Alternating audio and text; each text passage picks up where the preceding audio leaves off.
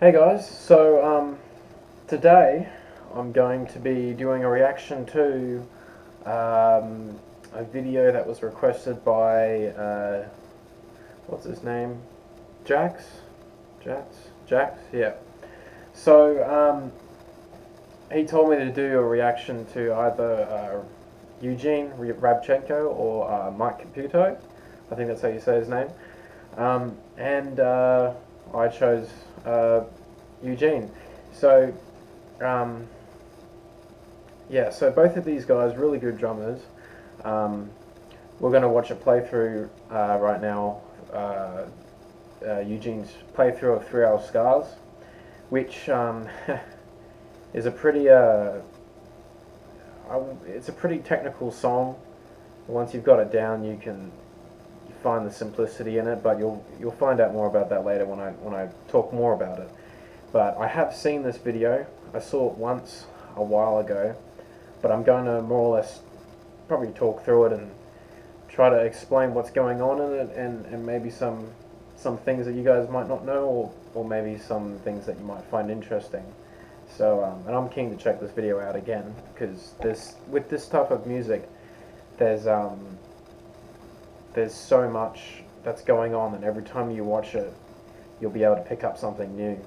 So, you know, I could probably come back to this a year later and tell you guys a bunch of new things that I discovered about it. But yeah, we're going to watch through this, and we're going to see Eugene rip up the kit once again.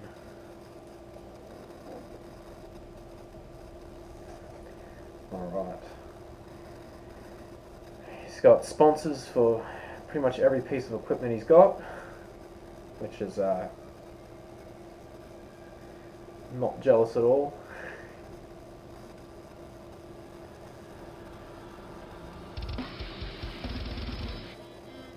Clean gravity blast.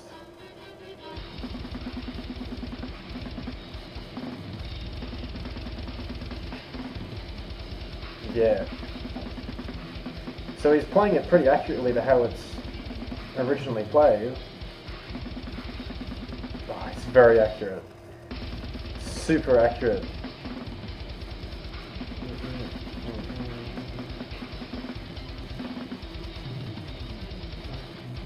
Aye.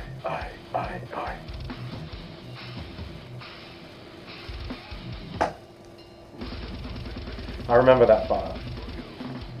Alright, so let's... Oh, I'll take it back to this frame. Hold up.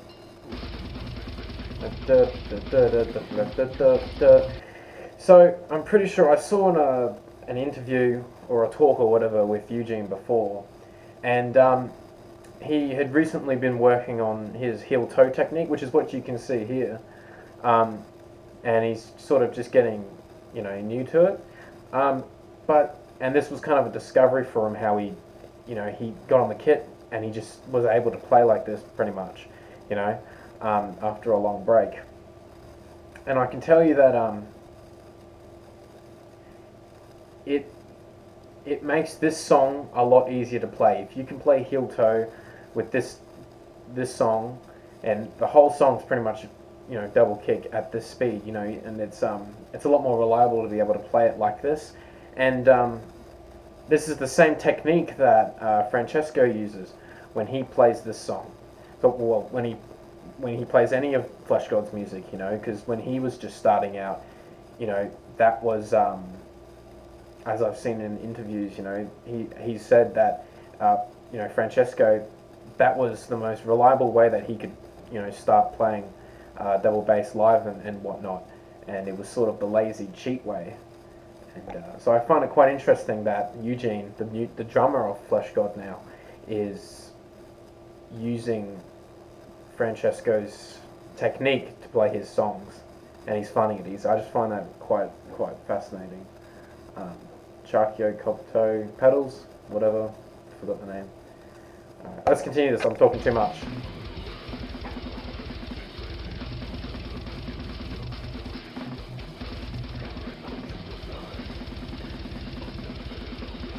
And I tell you what, it's difficult to get down switching between those blasts. You see him like this, and then the switching hands.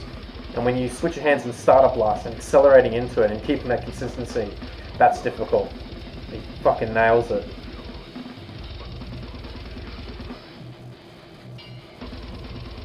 The old bell hit.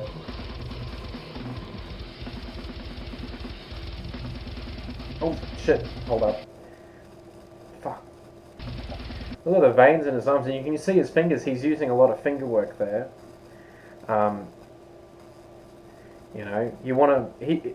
He's actually quite relaxed with the way that he's playing. You can see he's, you know, he's actually very relaxed, and you need to be relaxed when you're trying to play this type of music at this intensity. If you panic or if you tense up, it's the exact opposite of what you want. You know, it's the same thing with playing guitar. You know, you play fast, you play sweet stuff. You need to stay relaxed. You need to stay focused, and that's exactly what he's doing here. He's doing a really good job at, you know, focusing on what he's got to do and you know, nailing it in one run. That's what he's doing. So continue this.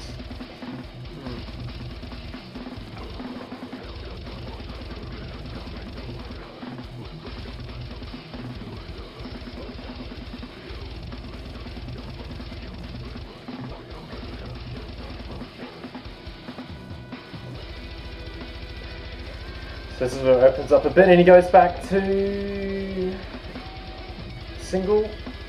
Yeah, he goes back to single strokes, which is actually a lot easier to play for this section because he's playing triplets. It's a lot easier to synchronize his hands with his feet if he's playing like that. It's a little bit harder when you're playing double strokes.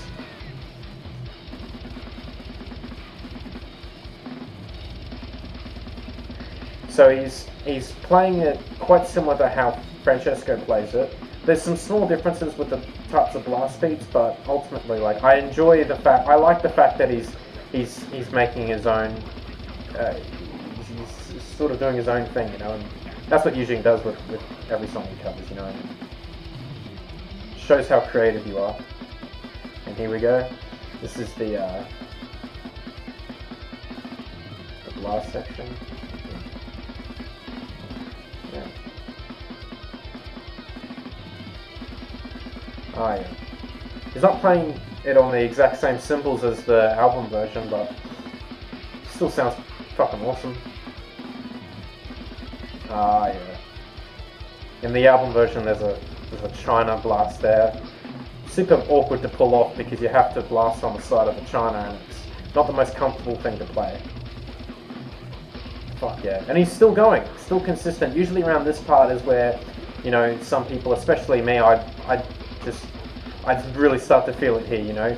You've just played a heap of blasts, you've had a bit of a break, you're playing more blasts, then you're coming back into the same part that you just played, and you're supposed to expect to keep the consistency up. It gets quite tiring, you know. Mentally as well, you've got to, you know. And here's the slowest part in the song, which is there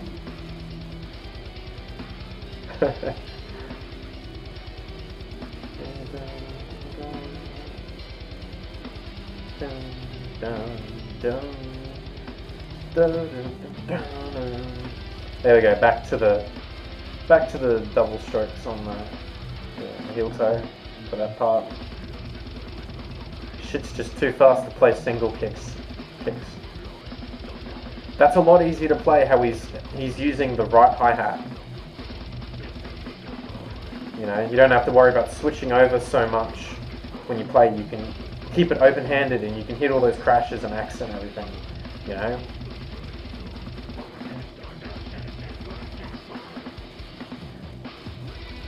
I'm always interested to hear what this stuff sounds like when it's not triggered, because he's hitting pretty, I'd say decently hard, even though it's, you know, even though it's heel toe and he doesn't have the beater too far off the heads. But the drums sound so good. The mixing on this is just perfect, you know. Die! Now he's got a bit of kick to do for this part.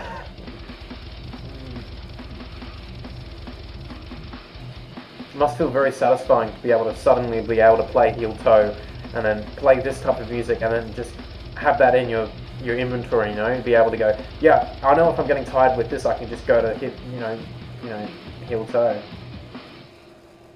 Perfect. That must feel good to be able to play that. Eugene Ryabchenko. Anything else at the end here? Marco. Alright, sweet.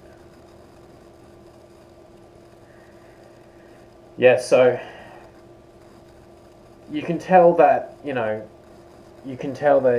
is the type of guy that he practices the same things over and over again. And I've seen it in some of his videos. He'll isolate certain skills,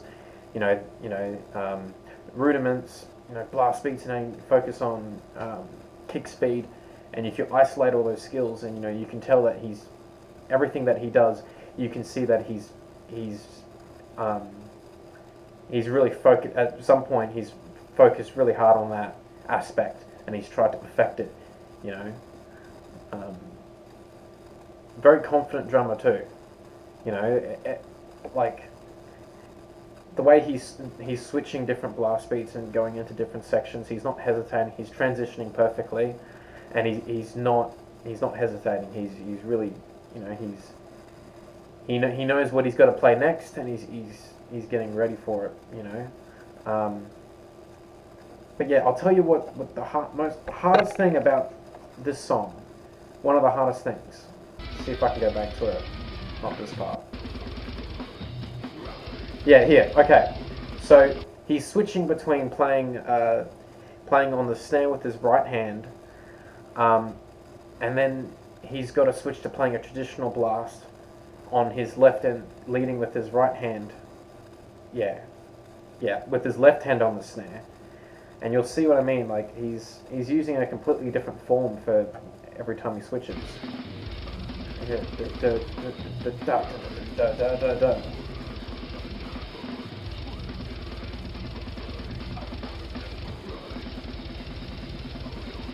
I think he plays differently with his fingers.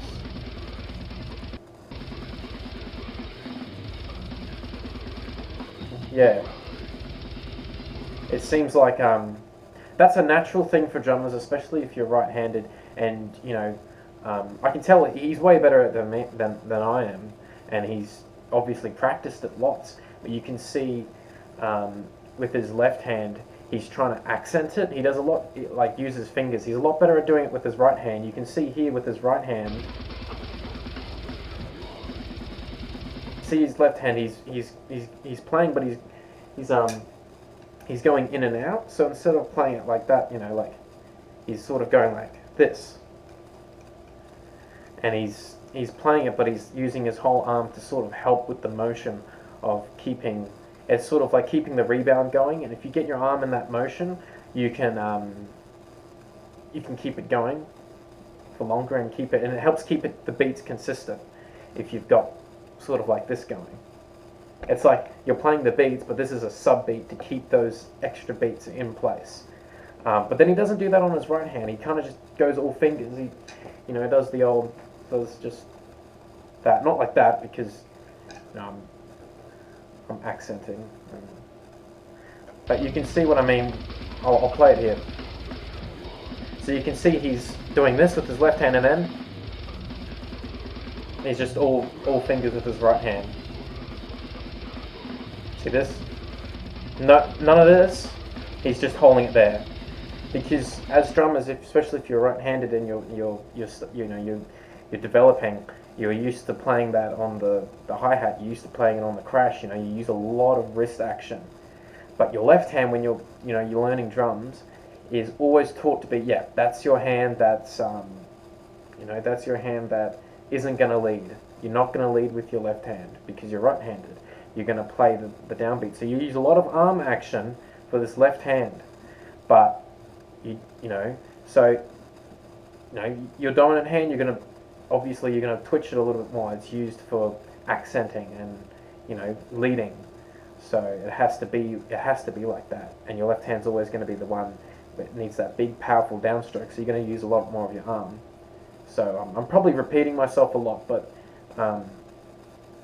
yeah, that's what he's trying to do. He's trying to get the twitch in his left arm to. I don't know. I find that pretty fascinating because I do that myself, and I know a lot of drummers that do that. But yeah, no, I don't really know what else to say about this video. I could probably come up with a million things to say about this video, but it'd probably be about an hour long. Yeah, really nice drum kit. I don't know if I'd be able to say what kit it is. Oh, it's a it's a Pearl reference. Pearl reference pure. That's what it looks like. Yeah, you can tell because of the lugs here. It's got like the two little ball things. Yeah. Or I could be wrong and just making a fool of myself, which I probably am. But you know, sweet, nice setup. Fucking yeah. So yeah, that was Eugene Ryabchenko with Thru Scars. Yeah, I really like this drummer. I think like ever since he joined Flesh God, you know, I've especially like been really interested in how he tackles these types of songs, because Flesh God is just, they're one of my favorite bands by far. Francesco Paoli, he's the guy I look up to every time when it comes to playing blast beats and just extreme type music, you know. So it's really interesting to see Eugene take on these songs. Someone that, you know, came from a different background, someone who learned to play drums properly and not just, you know, like Francesco, play drums for the purpose of playing drums for Flesh God. So it's interesting to see him come to the band and try and wrap his head around, you know, all the blast beats and the accenting of the cymbals and whatnot. Because, you know, as you can tell, Flesh God is, you know, Flesh God's a very, you know, symphonic band. Even back in Mafia, which is the album for this song, you know, they didn't have as much of a, you know, orchestral instruments in the background. There wasn't, you know, as much, but the music is very orchestral. The way that he's accenting, you can see all the cymbal hits he's hitting. He's, you know, you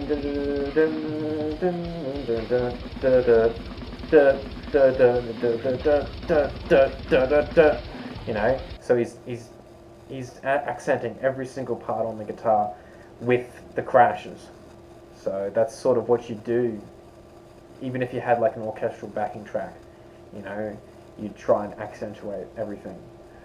So yeah, fucking yeah, this guy is really good. This guy is this guy has to do it all, eh? But yeah, no, I'm interested to see some more stuff. I might react to my Caputo next. I don't know as much about him, but I have seen a couple of his playthroughs, and he's a very solid drummer as well, but in another way. So it'd be interesting to look at. And Rings of Saturn's music's a little bit different, so yeah. I guess I'll see you guys next time. So have a good one.